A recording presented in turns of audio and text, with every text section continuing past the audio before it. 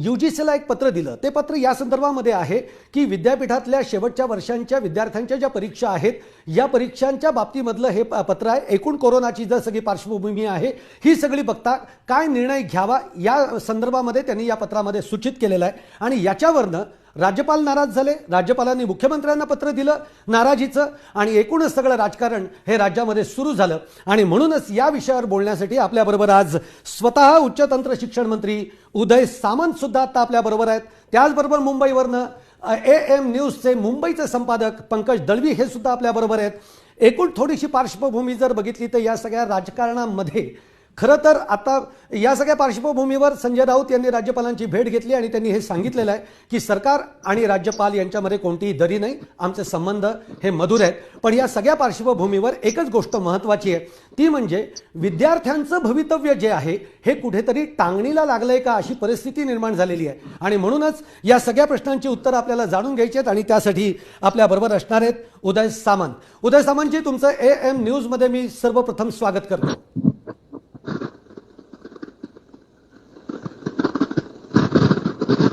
उदय सामंतजी, मी खरं तर सुरुवात करतो कारण आपल्याकडे वेळही तुमच्याकडे कमी आहे, पण तरी तुम्ही वेळात वेळ काढून आपल्याला वेळ दिलेला आहे. माझा पहिलाच प्रश्न तुम्हाला असा आहे की विद्यापीठाच्या अंतिम वर्षाच्या परीक्षेबाबत सरकारनं नेमकं काय ठरवलंय? मी हा प्रश्न याच्यासाठी विचारला कारण याच मुद्द्यावरून राज्यामध्ये राजकारण सुरू झालंय, नाराजी नाट्यही सुरू झालेलं आहे. अंतिम वर्षाच्या अंतिम सत्राच्या परीक्षा घ्यायच्या की नाही या संदर्भामध्ये संभ्रम होता. परंतु मी या खात्याचा मंत्री म्हणून UGCला एक पत्र लिहिलंय की सध्या कोविडची असलेली परिस्थिती, कोविडचा प्रत्येक जिल्ह्यामध्ये वाढलेला प्रादुर्भाव, वाढलेली रुग्णांची संख्या आणि ही सगळी पाहता 8 ते 10 लाख विद्यार्थ्यांच्या एक्झाम या जुलै किंवा ऑगस्ट मध्ये घेणं शक्य आहे का, याच्यावर मी स्वतः विचार केल्यानंतर मला जे जाणवलं ते माझं मत मी UGCकडे मांडलंय की सोशल डिस्टन्सिंग मेंटेन करून कोविडचा प्रादुर्भाव जर असाच राहिला तर या परीक्षा घेणं अडचणीचं ठरू शकतं, विद्यार्थ्यांना आरोग्याच्या दृष्टीने अडचण निर्माण होऊ शकते. आणि म्हणून या संदर्भामधल्या परीक्षा रद्द करण्याच्या संदर्भातले आदेश UGCनं निर्गमित करावे अशा पद्धतीचं पत्र मी UGCला दिलेलं आहे. याच्यामध्ये कुठेही राज्यपाल महोदयांचा अवमान करण्याचा प्रश्न नाही किंवा राज्यपाल महोदयांना साईड ट्रॅक प्रश्न नाही. मी माझं मत मंत्री म्हणून राज्यातनं UGCकडे पाठवलंय. सध्या झालेलं नाही, पण मी या मतावर आजही त्या पत्रावर आणि मतावर ठाम आहे की विद्यार्थ्यांना कुठल्याही परिस्थितीमध्ये आरोग्याच्या बाबतीमध्ये कुठेही अडचण निर्माण होऊ नये यासाठी मी UGCला ते पत्र लिहिलेलं आहे. निश्चित तुम्ही जे UGCला पत्र लिहिलेलं आहे त्या पत्रावरनंच कुठेतरी नाराजी थोडीशी राज्यपालांची आहे. तुम्ही राज्यपालांची भेट घेणार आहात? राज्यपालांची भेट मी मुंबईला असतो तर नक्की घेतली असती. मी रत्नागिरीमध्ये आहे आणि सगळं करोनाचं संकट बघता मी मुंबईला पोहोचून राज्यपाल महोदयांची भेट घेणं मला तर आता सध्या शक्य नाहीये. परंतु आजच मी राज्यपाल महोदयांशी दूरध्वनीवरनं चर्चा करेन. अनेक बाबतीमध्ये मी त्यांच्याशी मोबाईलवर किंवा दूरध्वनीवर बोललेलो आहे. अनेक भेटी माझ्या त्यांच्या झालेल्या आहेत. त्यांचा देखील लोकशाहीवर विश्वास आहे आणि लोकशाहीच्या आधारावरच माझं मत मांडणं हा काही गुन्हा असू शकत नाही आणि तशा पद्धतीनं मी ते UGCला पत्र लिहिलेलं आहे. परंतु या पत्रानंतर जर एक्झाम झाल्या नाहीत तरी सुद्धा मुलांच्या शिक्षणाचं नुकसान होणार नाही, शैक्षणिक वर्ष वाया जाणार नाही, त्यांच्या पदवीला कुठला धोका निर्माण होणार नाही, पदवीनंतर त्यांना व्यवसाय करायचा असेल तर त्याला देखील धोका निर्माण होणार नाही. अशा पद्धतीची भूमिकाच महाविकास आघाडीचं सरकार घेणार आहे आणि पत्र लिहिलं त्याच्यामध्ये कुठेही मला वावगं वाटत नाही. बरं, याच्यावरच एक शेवटचा प्रश्न विचारतो आणि मग आपण पंकज दळवींकडेही जाऊयात. शेवटचा प्रश्न या संदर्भातला म्हणजे परीक्षा घ्यायची का नाही या संदर्भातला अंतिम निर्णय जो आहे तो UGC घेणार आहे की सरकार घेणार आहे? नाही म्हणजे मी हा यासाठी विचारला कारण अजून UGCकडनं तुम्ही पत्र पाठवलंय, UGCकडनं काही आलेलं नाही आहे. या पत्राची त्यांच्या उत्तराची वाट किती बघणार आहात का सरकार निर्णय घेणार आहे? देशातल्या प्रत्येक राज्यामध्ये परीक्षांचं पॅटर्न कसा असावा, सिलेबस कसा असावं, कशा पद्धतीनं युनिव्हर्सिटीनं काम करावं, महाविद्यालयांनी काम करावं याच्यासाठी UGCची गाईडलाईन कायमस्वरूपी येते. मागच्या एक्झाम ज्यावेळी आम्ही रद्द केल्या त्यावेळी सुद्धा UGCची गाईडलाईन आलेली होती आणि मला असं वाटलं की मागची एक्झाम ज्यावेळी आपण रद्द केली त्यावेळी महामहिम राज्यपाल महोदयांना देखील विश्वासात घेतलेलं होतं. परंतु अंतिम निर्णय ज्यावेळी होईल त्यावेळी राज्यपाल महोदयांच्या आम्ही कानावर घातलं असतं. त्यांचा सल्ला आम्ही नक्की याच्या पुढे देखील घेणार आहोत. पण मला असं वाटतं की UGCला जे पाठवलेलं पत्र आहे त्याचं अजून तर उत्तर आलेलं नाही. परंतु शासन म्हणून देखील आम्ही नक्की काय करणार आहोत याची भूमिका मुख्यमंत्री महोदयांच्या नेतृत्वाखाली लवकरात लवकर आम्ही जाहीर करू. निश्चित लवकरात लवकर तुम्ही तुमची भूमिका जाहीर करणार आहात.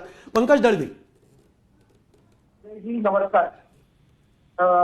खूप अडचणी आहेत, विद्यार्थ्यांच्या मनामध्ये शंका आहे, वर्ष फुकट जाणार का, काय सांगाल विद्यार्थ्यांना, त्यांच्या पालकांना? तर 8 ते 10 लाख विद्यार्थी आहेत. काय सध्याची परिस्थिती आहे, स्पष्ट करून विस्तृत सांगा.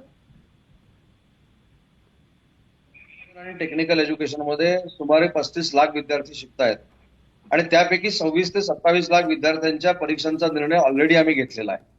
पण त्यांना देखील भविष्यामध्ये त्यांची ग्रेड जर मेंटेन करायची असेल, अजून वाढवायची असेल, तर त्यांना सुद्धा आम्ही एक्झामचा ऑप्शन ठेवलेला आहे खुला. त्या पद्धतीनं आम्ही कारवाई करणार आहोत. आणि अंतिम वर्षाच्या अंतिम सत्रामध्ये ज्या एक्झाम आपल्याला घ्यायच्या होत्या किंवा घ्यायच्या आहेत, या संदर्भामध्ये युजीसीची आपण चर्चा करणार आहोत. राज्यपाल महोदयांची देखील मी पुन्हा पाहिजे चर्चा करेन. पण सध्याची महाराष्ट्रातली कोविडची परिस्थिती आणि रुग्णांची परिस्थिती लक्षात घेता, इकडे मुंबईला आपण असं म्हणतोय की रुग्ण वाढतायत, पुण्याला रुग्ण वाढतायत, इव्हन रत्नागिरीमध्ये देखील रुग्ण वाढतायत. आजचाच आकडा तुम्हाला मी सांगतो की सिंधुदुर्ग 0 होतं, आता तिथे 8 रुग्ण मिळालेले आहेत. महाराष्ट्राच्या प्रत्येक जिल्ह्यामध्ये कोविडची परिस्थिती आणि रुग्णांची परिस्थिती वाढत जाते. मग वाढत जात असताना जुलैमध्ये आपण जर ह्या एक्झाम घेतल्या तर त्याचा परिणाम विद्यार्थ्यांवर होईल का, विद्यार्थ्यांच्या आरोग्यावर होईल का? आणि सध्याची विद्यार्थ्यांची मानसिकता देखील जी आहे, ती विद्यार्थी देखील अतिशय दडपणाखाली आहेत. आपण परीक्षेला गेलो तर आपल्याला काय आरोग्यावर परिणाम होतील यांच्याबद्दल देखील त्यांच्या मनामध्ये शंका आहे. आणि सगळ्याच ताणामध्ये विद्यार्थ्यांना अजून त्यांची मानसिकता बदलायला लावणं, त्यांना मानसिक त्रास देणं, हे मला योग्य वाटलं नाही. आणि याच प्रामाणिक भावनेतनं मी युजीसीला पत्र लिहिलेलं. आपण ज्या मुलांच्या परीक्षेविषयी बोलतोय, ती मुलं ही परीक्षा पास होऊन, जी आपण परीक्षा घेतली तर ती परीक्षा पास होऊन प्रोफेशनली जे आहे ते बाहेर काम करणार आहेत किंवा ते त्यांच्या स्किलच्या माध्यमातून काम आहे ते करणार आहे. त्याच्यावरती अनेक आर्थिक व्यवसायाची गणित त्याच्यावरती अवलंबून असतात. असं असताना ती परीक्षा पास न करता, परीक्षा न देता युजीसीच्या नियमानुसार त्यांना पास करणं किंवा त्यांना ग्रेड देणं, हे तांत्रिकदृष्ट्या तुम्हाला योग्य वाटतं का? तुम्ही सुद्धा या सगळ्या प्रक्रियेतला विद्यार्थी म्हणून सुद्धा सेवा दिल्या आहेत. अशा वेळेला अशा विद्यार्थ्यांना फक्त तांत्रिकदृष्ट्या पास करणं योग्य वाटतं का? त्याचे पुढचे परिणाम जे आहेत ते मोठे असू शकतील असं नाही का वाटत? पंकजजी, विद्यार्थ्यांवर एखादा निर्णय घेतल्यानंतर काय परिणाम होतील, चांगले परिणाम होतील, वाईट परिणाम होतील, याचा पूर्ण अभ्यास आम्ही करणार आहोत. आणि एखादा निर्णय घेतल्यानंतर जर विद्यार्थ्यांना कुठेतरी त्यांच्या करिअरच्या निमित्तानं अडचण निर्माण होणार असेल तर तशा पद्धतीचा आपण निर्णय करणार नाही. परंतु हे सगळं करत असताना, तो निर्णय घेत असताना विद्यार्थ्यांच्या मानसिकतेचा देखील विचार करणं गरजेचं आहे. इकडे तर आपण सांगतो लोकशाही मानतो, मग 8 ते 8.5 लाख विद्यार्थी ज्यावेळी परीक्षेला बसणार आहेत तरी त्यातल्या मेजॉरिटीचा देखील विचार केला पाहिजे, त्यांच्या मानसिकतेचा विचार केला पाहिजे, विद्यार्थ्यांचं नक्की काय म्हणणं आहे हे समजून घेतलं पाहिजे. आपल्याला आश्चर्य वाटेल की मी विद्यार्थ्यांच्या पालकांशी देखील बोलतो, मग विद्यार्थ्यांच्या पालकांचा देखील काय कल आहे हा देखील विचारात घेतला पाहिजे. आम्हाला वाटलं म्हणून आपण त्यांना परीक्षेच्या खाईमध्ये लोटायचं आणि आम्हाला वाटलं म्हणून आपण परीक्षा घ्यायची, असं काय मला योग्य वाटत नाही. आणि मला वाटतंय म्हणून मी परीक्षा घेणार नाही, असे पण माझं धोरण नाही. त्या सगळ्या गोष्टीचा चांगल्या पद्धतीने विचार करून परीक्षा जर रद्द झाल्या तर त्यांच्या करिअरच्या दृष्टीनं आम्हाला काय पाऊल उचलावं लागेल, त्यांची पदवी कशा पद्धतीनं व्यवस्थित राहील, त्यांच्या एज्युकेशन पूर्ण फील्डला कशा पद्धतीनं त्याचा फायदा होईल, इंडस्ट्रीमध्ये त्यांना काम करायचं असेल तर कसा फायदा होईल, जॉब त्यांना करायचा असेल तर कसा फायदा होईल, या सगळ्याचा विचार करूनच आम्ही निर्णय घेऊ. असा हाताताईपणा करून निर्णय घेणार नाही, कारण त्याच्यामध्ये जवळजवळ 8 ते 8.5 लाख विद्यार्थ्यांचं भवितव्य सामावलेलं आहे.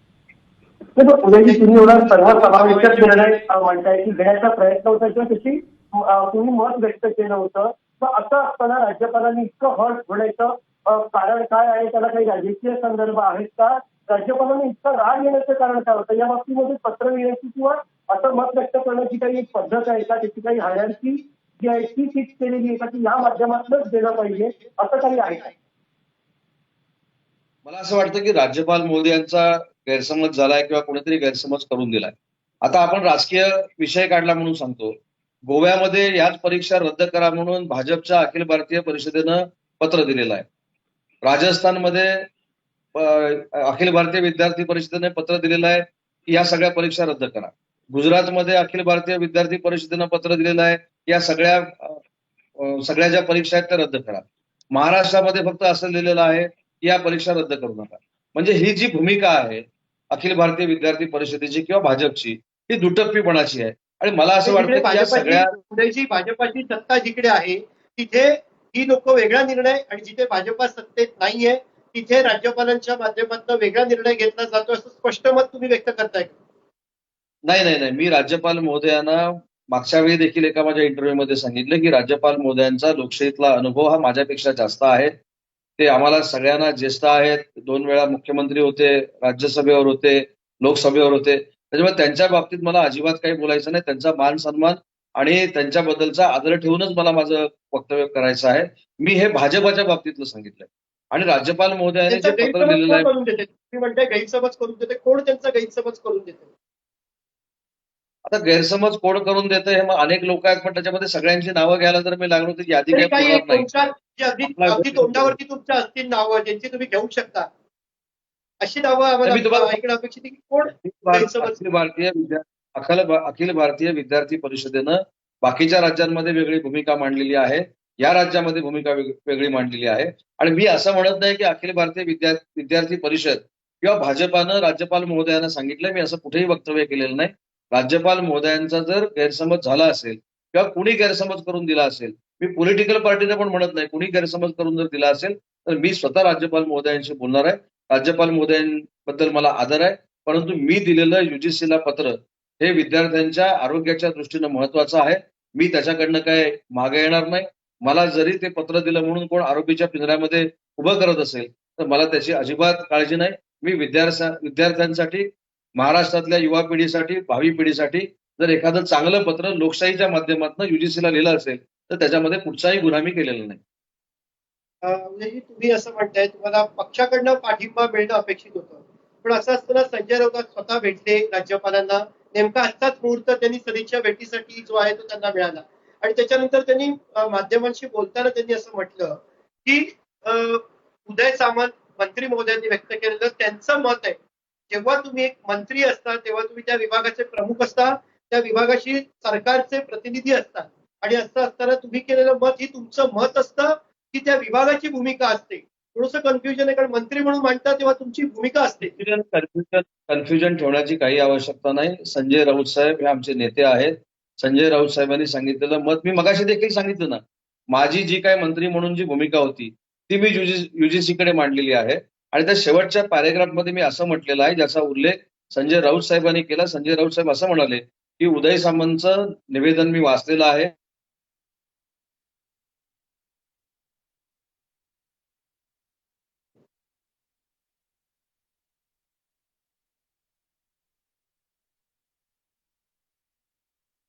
तर संजय राऊत काही वावगं म्हटलंय असं मला वाटत नाही. पण जी राजकारणाचा कुठेतरी परिणाम होतोय का विद्यार्थ्यांच्या याच्यावरती? भाजपच्या नेत्यांचं राजभवनावरती चहा प्यायला जाणं किंवा चर्चा करायला जाणं सोशल मीडियावरती ट्रोल होतंय, कालचं भाजपचं आंदोलन आणि या सगळ्या गोष्टी बघितल्या तर कुठेतरी राजकीय अभिनिवेश मध्ये येतोय या सगळ्या गोष्टींच्या मध्ये. पंकजी, सुरुवातीलाच मी सांगितलं की राजकारण नक्की येत आहे. आणि मला असं वाटतं की कालचं आंदोलन तुम्ही केलं, आंदोलनामध्ये ज्या काही चर्चा मुख्यमंत्री महोदयांशी तुम्हाला करायच्या होत्या तुम्ही डायरेक्ट देखील करू शकला असता. आंदोलनाची काही गरज नाही. म्हणजे जिथं कोविड सारख्या एका मोठ्या संकटाला आपण सामोरं जातोय तिथं आपण राजकारण करायचं. आणि महाराष्ट्राची भावी पिढी तिच्या जीवाशी आज आपण खेळतोय त्यांच्या बाबतीत पण राजकारण करायचं, हे धोरण काय वैयक्तिक मला पटलेलं नाही. हे कोण करतंय काय करतंय याच्याशी मला चिंता करण्याची आवश्यकता नाही. मी माझं मत मांडलेलं उदय आहे. सामंतजी, थेट प्रश्न विचारतो, भाजप राज्यपालांच्या आडून राजकारण करतंय असं तुम्हाला वाटतंय का? नाही, आडून राजकारण करण्यापेक्षा कालचं आपण आंदोलन बघितलं आणि पत्र देखील बघितलंय ना. मी आडून राजकारण कोण करतं असं शब्दप्रयोग देखील केलेला नाही. मी स्पष्ट पद्धतीनं सांगितलं की भारतीय जनता पक्षाच्या अखिल भारतीय विद्यार्थी परिषदेने जी पत्र दिलेली आहेत ती न पटण्यासारखी आहेत. राजस्थानला एक पत्र दिलंय, गोव्यामध्ये एक पत्र दिलंय, गुजरातमध्ये एक पत्र दिलंय.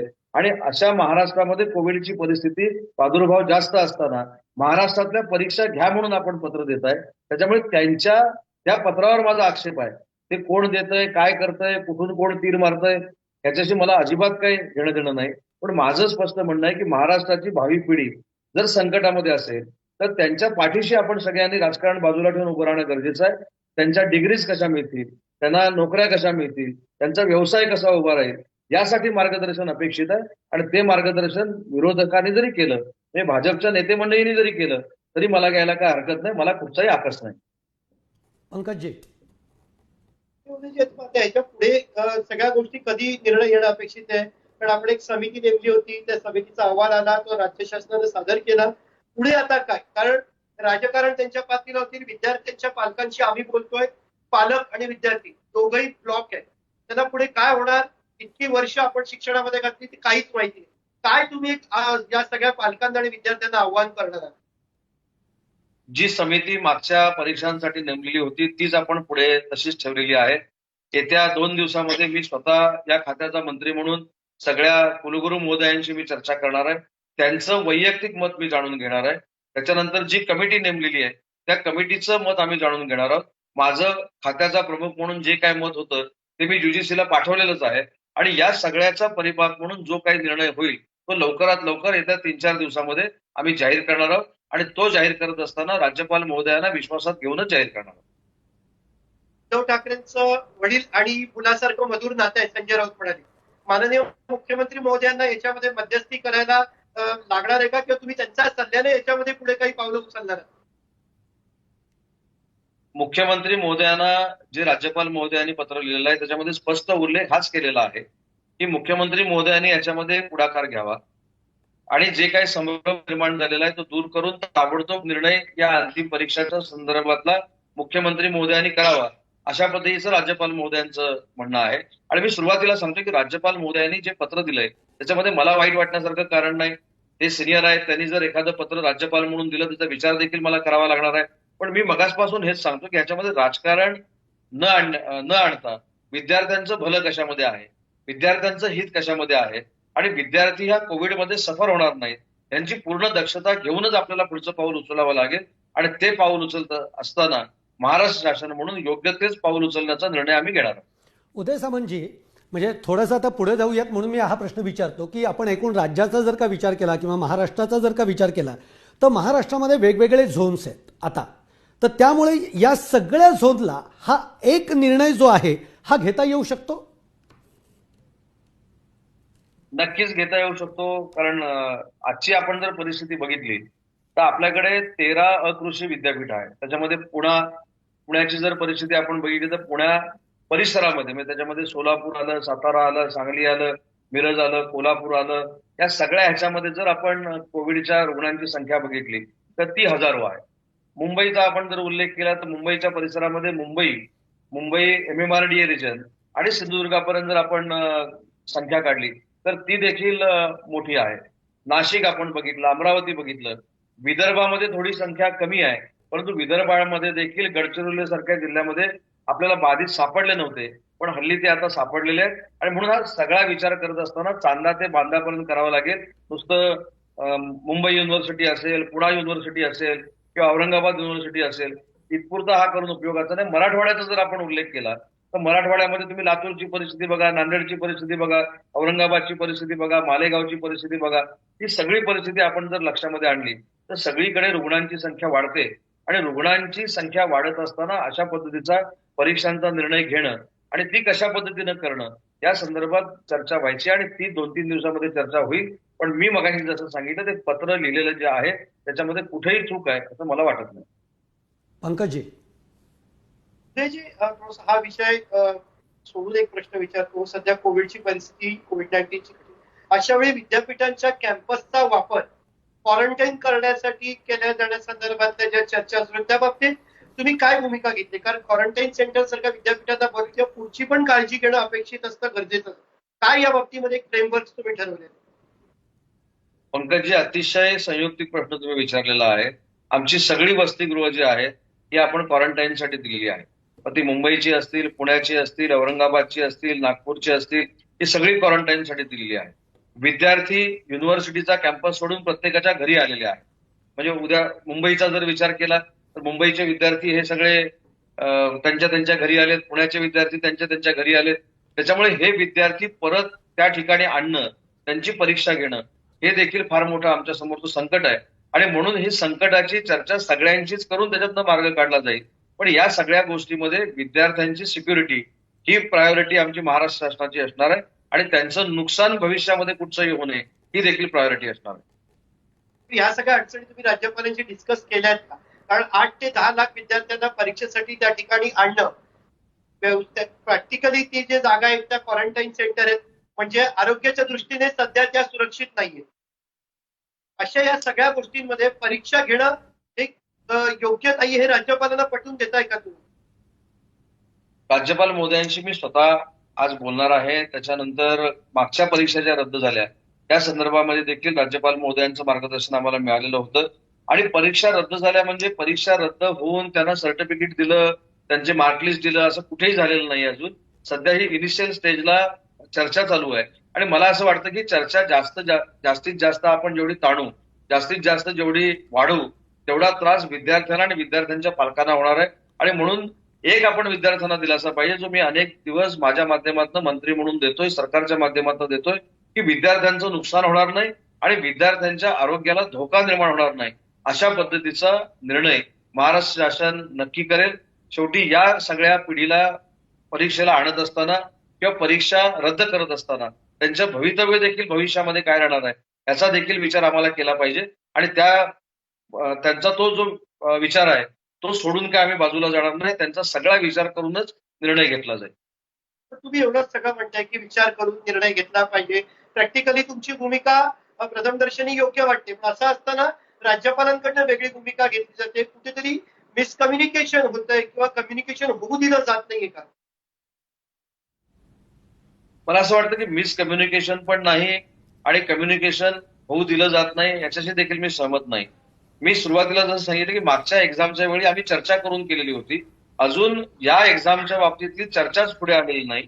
मी शासन म्हणून माझं मत जे काय आहे ते मी युजीसीला कळवलेलं आहे आणि त्याच्यानंतर उद्या जी कुलगुरूंची बैठक आहे जी आम्ही व्हीसीवर कंडक्ट करणार आहोत किंवा समितीची बैठक आहे, या संदर्भात सगळे जे निर्णय होतील ते निर्णय यथाअवकाश राज्यपाल महोदयांची चर्चा करून फायनल केले जातील. मुख्यमंत्री महोदयांची चर्चा केली जाईल. आणि दुसरी महत्वाची गोष्ट मला पंकजजी सांगितली पाहिजे की शिवसेनेचे पर्यावरण मंत्री आदरणीय आदित्य ठाकरे साहेब हे देखील या भवितव्याच्या मुलांच्या भवितव्याचा विचार करतायत. ते देखील माझ्याबरोबर संपर्क ठेवून आहेत आणि त्याच्यामुळे सगळीच लोक, मध्ये उपमुख्यमंत्री देखील असतील, सुप्रियाताई देखील असतील, सगळीच लोक विद्यार्थ्यांच्या हितासाठी काम करतायत.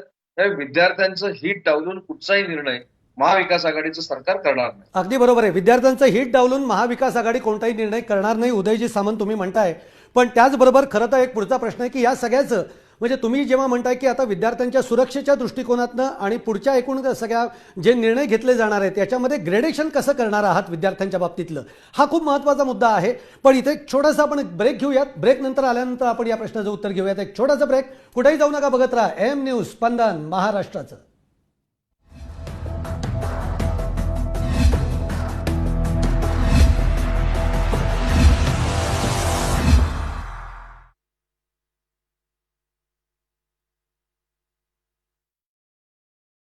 आईच्या प्रेमाची सात्विक शुद्धता, सर्वश्रेष्ठ गुणवत्ता हीच आमची विशेषता.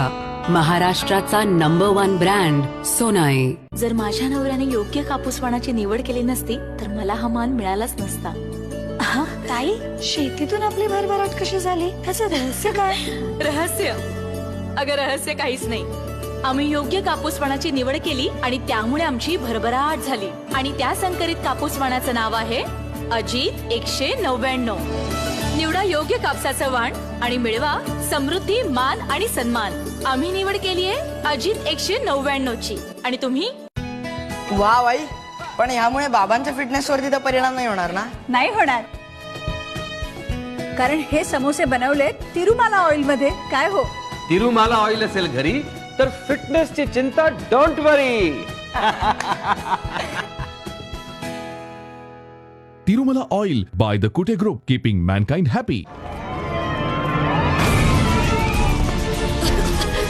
चला इथून. Short circuit. चला लवकर चला. Come on, move. लवकर चला बॉयज. पण मी तर आग न पकडणारी वायर लावली होती. अशी तर कोणतीही वायरच नाहीये. पण RR काबिलची फायरएक्स वायर ना काळा विषारी धूर सोडते ना कधी आग पसरू देते. पूर्णपणे सुरक्षित. RR काबिल. अकलमंद बना, योग्य तेच निवडा.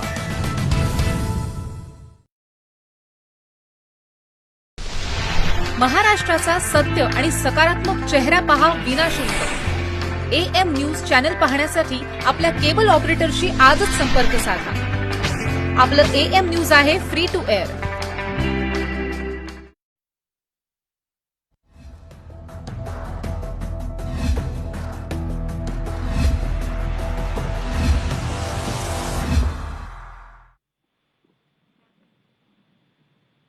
उदयजी, ब्रेक नंतर या कार्यक्रमामध्ये आपलं स्वागत आहे. मगाशी आपण चर्चा करत होतो की कशा पद्धतीनं हे ग्रेडेशन होणार आहे. जर का परीक्षा न देता ग्रेडेशन ही पद्धत वापरायची ठरलं तर नक्की काय कशा पद्धतीने सगळं मूल्यांकन आहे किंवा ग्रेडेशन ते केलं जाईल? अंतिम वर्षाच्या अंतिम सत्राच्या ज्या एक्झाम आहेत त्याच्या अगोदरच्या ज्या एक्झाम रद्द झालेल्या आहेत त्याचं ग्रेड कशी द्यायची हे फायनल झालेलं आहे. पूर्वीच्या मार्क्सवर 50% आणि आता त्यांचा जो परफॉर्मन्स आहे त्या 50% परफॉर्मन्सवर आपण त्यांचं ग्रेडेशन करणार आहोत. आणि सगळ्यात महत्वाचं आहे की एखाद्या विद्यार्थ्याला जर वाटलं की मला पुन्हा एकदा परीक्षा देऊन माझी ग्रेड मेंटेन करायची आहे किंवा वाढवायची आहे तर ती देखील संधी त्याला शैक्षणिक वर्ष सुरू झाल्यानंतर आपण खुली करून देणार आहोत. त्याच्यामुळे जरी ग्रेड आपण जर दिली आणि एखाद्या विद्यार्थ्याला वाटलं की याच्यापेक्षा जास्त मार्क्स मला पडू शकले असते तर त्यांना देखील आपण संधी उपलब्ध करून देणार. पूर्वीच्या परीक्षा झालेल्या आहेत त्यांच्या एटीकेटीचा जो विषय आहे तो पहिल्या 120 दिवसामध्ये ते एटीकेटी घ्यायचा आपण निर्णय केलाय. त्या पद्धतीचा देखील निर्णय झालाय. त्याच्यावर युनिव्हर्सिटी वर्कआउट करते. आता अंतिम सत्राच्या परीक्षा ज्या आहेत त्याचं नक्की काय करायचं, त्याचं ग्रेडेशन कसं करायचं, त्याची मार्क्स सिस्टीम कशी करायची हे फायनल निर्णय झाल्यानंतरच आपण करू शकतो. पण जसं मगाशी मी सांगितलं की ही सिस्टीम जर आपल्याला राबवायची असेल तर त्यांना देखील भविष्यामध्ये त्यांची ग्रेड मेंटेन करण्यासाठी अपग्रेड करण्यासाठी संधी दिली जाईल अशा पद्धतीचा विचार आपण करतोय. आणि म्हणूनच मी म्हटलं की एक्झाम रद्द करण्याच्या संदर्भातलं किंवा परीक्षा घेण्याच्या संदर्भातलं अजून कुठचंही धोरण शासनानं जाहीर केलेलं नाही. परंतु विद्यार्थ्यांच्या हितासाठी जे जे काही करावं लागेल ते करण्याची महाविकास आघाडीची तयारी आहे. अडचणी काय, तांत्रिक अडचणी जर का उद्या परीक्षा घ्यायची म्हटली तर तुमच्या समोर अडचणी काय असणार आहेत? मोबिलायझेशन असणार आहे, आरोग्याची काळजी, तांत्रिक अडचणी काय असतील परीक्षा घेण्यासाठी या क्षणाला? पंकज, साधी एक गोष्ट आहे की सध्याचे कोविडचे रुग्ण आपल्याला जिल्ह्यामध्ये जास्त प्रमाणामध्ये सापडत आहेत. त्यांची संख्या जर वाढलेली असेल तर काय करायचं? अनेक ठिकाणी कंटेनमेंट झोन जर असतील तर काय करायचं? रेड झोन जर असतील तर विद्यार्थ्यांची परीक्षा कशी घ्यायची? त्यांचं मोबिलायझेशन कसं करायचं? सोशल डिस्टन्सिंग मेंटेन करत असताना पूर्वी वर्गामध्ये 60 विद्यार्थी बसायचे. आता आपल्याला 25 ते 30 विद्यार्थी बसावे लागतील. तर त्या जागेचं प्रोव्हिजन कशी करायची? आपल्याकडे जून जुलै पासून पाऊस सुरू होतो. ती जर नैसर्गिक आपत्ती आपल्या समोर आली तर त्या विद्यार्थ्यांचं काय करायचं? गडचिरोली गोंदिया या भागामध्ये भौगोलिक परिस्थिती अशी आहे की अनेक गावांची कनेक्टिव्हिटी ब्रेक होते. मग तिथं आपण काय करायचं? मग ऑनलाईन परीक्षा घ्यायचं जर ठरलं तर संपूर्ण महाराष्ट्रामध्ये विद्यार्थ्यांच्या घरामध्ये ही कनेक्टिव्हिटी आहे का? तर त्याचं उत्तर नाही असं आहे. मग ऑनलाईन परीक्षा घेऊन विद्यार्थ्यांचं काही हित होणार आहे का? तर त्याचा देखील विचार करावा लागेल. त्याच्यानंतर सोशल डिस्टन्सिंग जर मेंटेन झालं नाही आणि विद्यार्थ्यांमध्ये काही वेगळ्या पद्धतीचं परत हे कोविडच्या संदर्भातनं काय निर्माण झालं तर ते आपण आवरू शकतो का? त्यामध्ये विद्यार्थी परीक्षा देऊ शकतो का? या सगळ्याचा पंकजजी विचार करावा लागेल. आपण नुसतं सांगणं परीक्षा घ्या किंवा घेऊ नका, म्हणजे मी म्हणतोय परीक्षा घेऊ नका, पण परीक्षा न घेतल्यामुळे ज्या ज्या काही अडचणी निर्माण होतील त्या दूर करण्याची जबाबदारी महाराष्ट्र शासनानं म्हणजे मी आणि माझ्या खात्यानं स्वीकारली पाहिजे. आणि परीक्षा घ्यायच्या जर असतील तर आपण विद्यार्थ्यांना कशा पद्धतीनं सगळ्याच्या बाबतीमध्ये संरक्षण देणार आहोत हा देखील मुद्दा पालकांना आणि विद्यार्थ्यांना पटवून द्यावा लागेल. आणि हा मुद्दा पटवून देत असताना आज विद्यार्थ्यांची आणि विद्यार्थ्यांच्या पालकांची जी मानसिकता आहे तर ते पटवून घेऊ शकतील का हा देखील आपण सगळ्यांनी विचार केला पाहिजे. त्याच्यामुळं या सगळ्या गोष्टींचा दोन्ही गोष्टींचा विचार करत असताना किंवा निर्णय घेत असताना कुठेही पार्सलिटी करून उपयोगाचं नाही किंवा मला वाटतं म्हणून निर्णय घेऊन उपयोगाचं नाही. त्याच्यामध्ये विद्यार्थ्यांच्या पालकांचं हित सामावलेलं असलं पाहिजे. आणि ते हित न बघता जर आपण काही निर्णय घेतले तर भविष्यातला महाराष्ट्र हा कोणालाच माफ करणार नाही, याची नोंद देखील माझ्या सकट सगळ्यांनी घेतली पाहिजे. आता मग ग्रेडेशन तुम्ही निर्णय कसं घेतले करणार जात आहात? आहेत, राज्यपालांची म्हणजे विनंती- आधीचा सगळा परफॉर्मन्स बघून करणार की कसं करणार? केल्या जातात. पंकजी, शेवटी राज्यपाल महोदय हे तुम्ही राज्यपाल राज्यपालांवरती टीका महोदय- करा किंवा असं म्हणत नाहीये, पण सत्य विद्यार्थ्यांच्या करिअरचा भवितव्याचा प्रश्न आहे. त्यामुळे अशा पद्धतीने राजकारण हे केलं जातंय, तर विद्यार्थ्यांच्या हिताचं राजकारण न करता पक्षाच्या हिताचं राजकारण होत आहे का? मग ते कोणी करत असो. मगाशच्या प्रश्नाला पंकजी मी जे उत्तर दिलं त्याच्यामुळे आपल्या सगळ्यांच्या समोर आलं असेल की परीक्षा घेणं आणि न घेणं ह्याच्यातली उजवी बाजू कुठची आहे हे देखील मला असं वाटतं की तुमच्या सगळ्यांच्या लक्षामध्ये आलं असेल.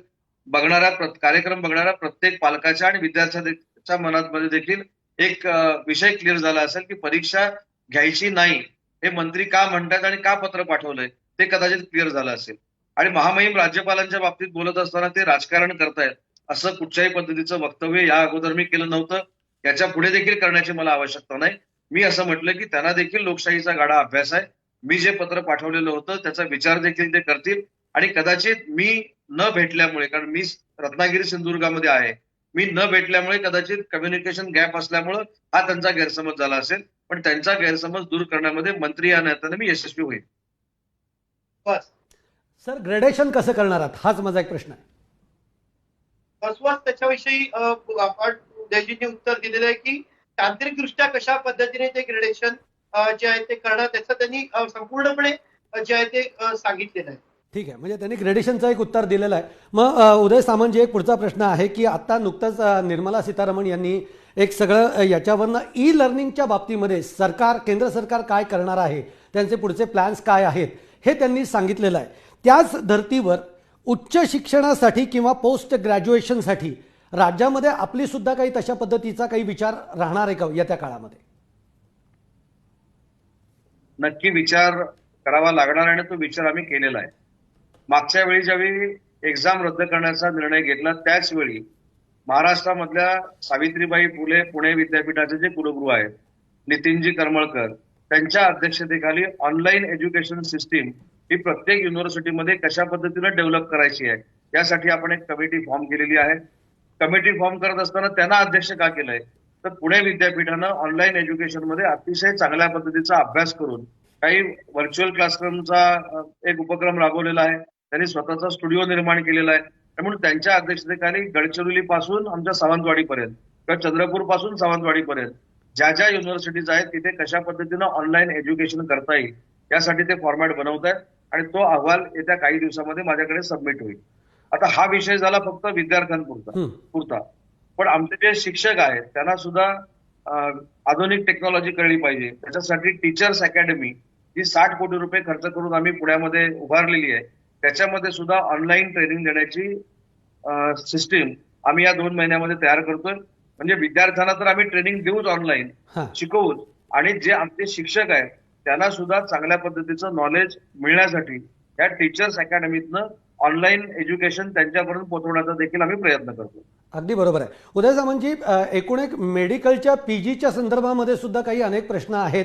म्हणजे काही विद्यार्थ्यांनी फी भरलेली आहे पण त्यांची परीक्षा झालेली नाही आहे आणि आता ते म्हणतात की मग आमची फी जी आहे ती रिफंड करा, तर ती रिफंड होणार आहे किंवा काय, कसं आहे? म्हणजे मला एक सांगितलं पाहिजे, हा फक्त मेडिकलच्या बाबतीतलाच इश्यू नाही, कारण मेडिकलच्या बाबतीतला निर्णय हा वैद्यकीय शिक्षण मंत्री अमित देशमुख साहेब नक्की घेतील. पण माझ्याकडे देखील हाच प्रश्न एक निर्माण झालेला आहे की ज्यांच्या परीक्षा ऑलरेडी आम्ही रद्द केल्या आहेत आणि त्यांनी ज्या फी भरल्या आहेत त्या फीचं नक्की काय होणार आहे असं देखील विद्यार्थ्यांचं एक विचारणा आहे, त्यांचं देखील एक मत आहे. त्याच्या संदर्भात देखील मी असं म्हणतोय की ती फी जी आहे ती पुढच्या पेपरसाठी आम्ही वापरू शकतो का, पुढच्या सेमिस्टरसाठी वापरू शकतो का, आणि ती जर फी परत द्यायची असेल तर ती कशा पद्धतीने देऊ शकतो याचा देखील आम्ही अभ्यास करतोय. पण ती सध्या प्रायोरिटी मागं ठेवून अंतिम वर्षाच्या परीक्षा आणि ज्यांच्या परीक्षा रद्द केल्या आहेत त्यांचं ग्रेडेशन याच्यामध्ये आपण कॉन्सन्ट्रेशन केलेलं आहे. फीच्या बाबतीत देखील यथाअवकाश मी निर्णय घेणार आहे. ठीक. पंकजजी, उदयजी, रत्नागिरी आणि सिंधुदुर्ग हे दोन्ही जे पालकत्व तुमच्याकडे सिंधुदुर्गाचं आहे आणि ममत्व रत्नागिरीचं आहे, असं असताना काय परिस्थिती आहे सध्या तिकडे रत्नागिरी जिल्ह्यामध्ये आणि आसपासच्या भागामध्ये? रत्नागिरी आणि सिंधुदुर्गामध्ये तसं जर आपण बघितलं तर रत्नागिरी जिल्ह्यामध्ये रुग्णांची संख्या ही 125 पर्यंत पोहोचलेली आहे आणि सिंधुदुर्गामध्ये आजच नवीन 8 कोविडचे रुग्ण हे तिथे सापडलेले आहेत. पण ही सगळी जे रुग्ण आहेत ते सगळे क्वारंटाईन केलेले आहेत, इन्स्टिट्यूशनल क्वारंटाईन मधले आहेत. त्याच्यामुळे ते गावागावात कुठे गेलंय किंवा त्याची बाधा गावागावामध्ये झाली अशातला भाग नाही. आणि माझ्या दोन्ही जिल्ह्याचं प्रशासन, आरोग्य यंत्रणा, पोलीस डिपार्टमेंट, महसूल विभाग, आशा वर्कर्स असतील, या सगळ्या अतिशय चांगल्या पद्धतीनं काम करतात. त्याच्यामुळं आम्हाला जो कम्युनिटी स्प्रेड कोविडचा जो एक विषय आहे तो थांबवण्यामध्ये आम्ही यशस्वी झालेलो आहोत. आणि मला असं वाटतं की काही दिवसामध्ये रत्नागिरी आणि सिंधुदुर्ग जिल्हा हा सेंट्रल गव्हर्नमेंटच्या ग्रीन झोनकडे वाटचाल करेल. मग उदय म्हणजे लोकांनी कोकणात यायचं की नाही? पण कारण नाही, कारण कोकणात यायचं की नाही हा प्रश्न याच्यासाठी, कारण पुण्या मुंबईकडे जे लोक अडकून पडलेली आहेत त्यांना कोकणामध्ये येण्यापासून अटकाव केलेला आहे, त्यामुळे कोकणात यायचं की नाही मंडळींनी? नाही, हा देखील एक राजकीय आरोप आहे की अटकाव केलेला आहे. मी जबाबदारीनं आकडेवारी सांगेन की येत्या 5 ते 6 दिवसामध्ये रत्नागिरी आणि सिंधुदुर्ग जिल्ह्यामध्ये किमान 1 लाख ते 1,20,000 चाकरमानी लोक पोहोचलेली आहेत. त्यांना क्वारंटाईन केलेलं आहे. काही लोकांना होम क्वारंटाईन केलंय, काही लोकांना इन्स्टिट्यूशनल क्वारंटाईन केलंय, काही लोकांना आयसोलेशन मध्ये क्वारंटाईन केलेलं आहे. रेड झोनच्या लोकांची आम्ही स्वॅब टेस्ट करतोय, कंटेनमेंट मधून आलेल्या लोकांची देखील स्वॅब टेस्ट करतोय. त्याच्यामुळे मुंबईकरांना जे पास घेऊन येत आहेत त्यांना कुठेही अटकाव केलेला नाही. हे धादांत काही मंडळी विरोधक खोटं बोलतायत. येऊन ती लोक चांगल्या पद्धतीनं आपल्या गावामध्ये क्वारंटाईन होऊन ग्रामस्थांनी आणि ग्रामपंचायतीने दिलेले नियम पाळत आहेत.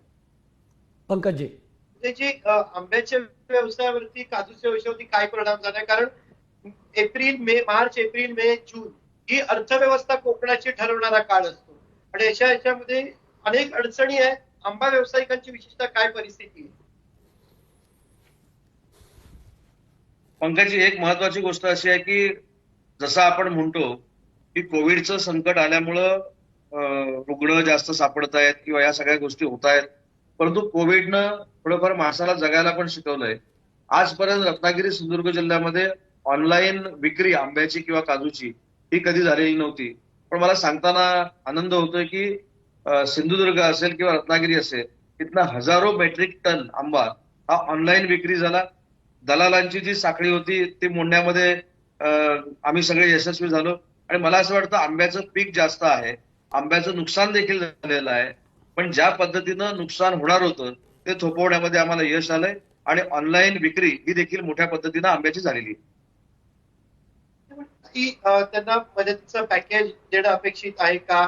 हा एक महत्वाचा प्रश्न. दुसरं, अनेक ज्या राज्यांमध्ये पर्यटन हा तिकडचा प्रमुख व्यवसाय आहे, ती लोक पुन्हा पर्यटन कसं सुरू करता येईल? केरळ सारखी राज्य पर्यटनाचा व्यवसाय कसा रिस्टोर करता येईल याच्यावरती कॉन्सन्ट्रेट करायला त्यांनी सुरुवात केलेली आहे किंवा याच्यावरती अभ्यास करायला सुरुवात केलेली आहे. तुमच्या डोक्यात काही संकल्पना आहेत का?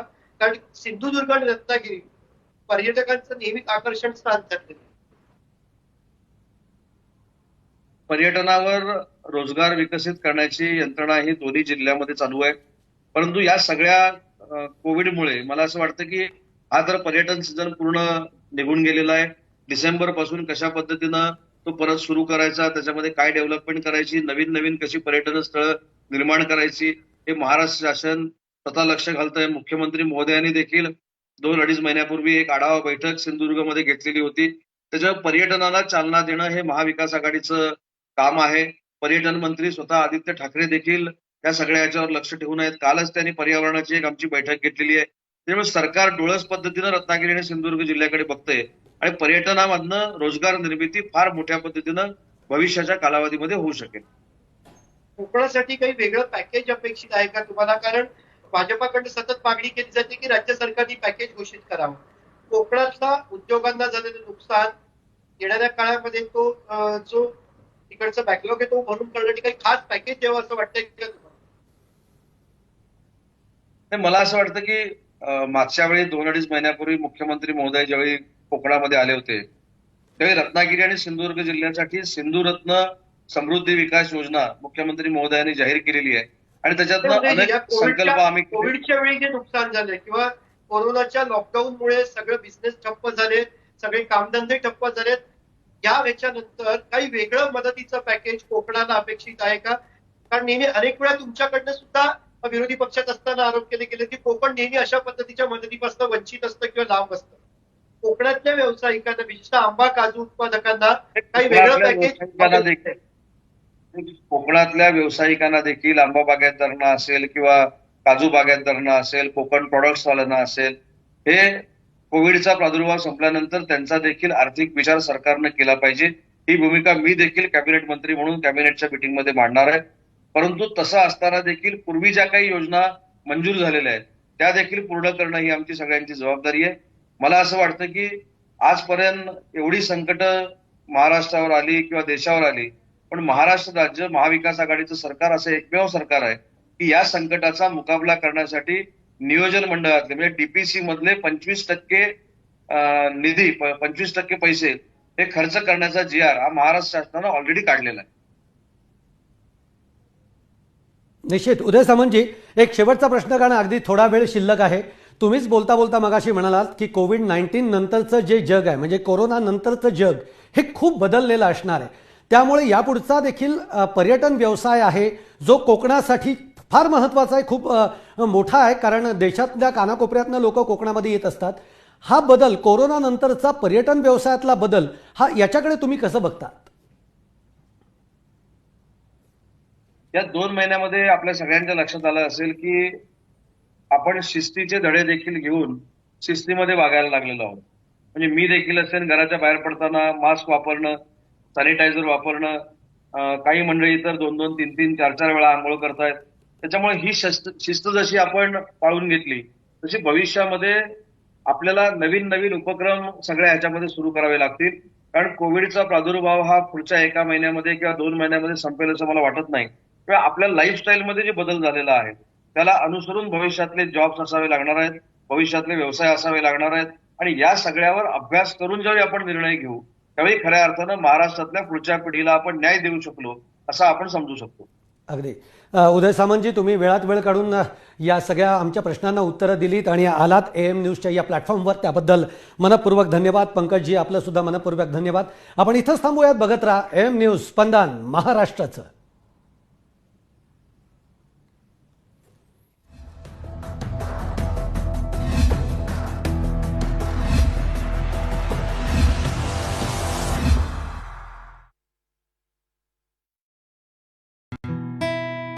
सर, आम्ही चक्क तुम्हाला बटाटा वडा खाताना बघतोय. माझ्या आवडीचे चमचमीत पदार्थ मी नेहमी खातो. तरी इतका फिटनेस. तिरुमाला ऑइल.